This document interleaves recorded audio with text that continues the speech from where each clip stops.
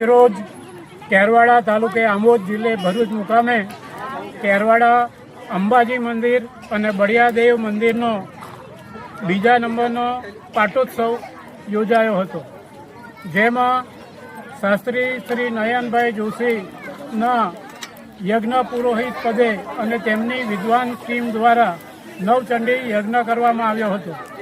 કેરવાડા ગામના સમગ્ર લોકો એમાં સામેલ થયા હતા અને યજ્ઞમાં આહુતિ દ્વારા માતાજીને કેરવાડા અને આસપાસના તમામ ધર્મ તમામ કોમના લોકોના કલ્યાણ માટેની પ્રાર્થના કરવામાં આવી હતી.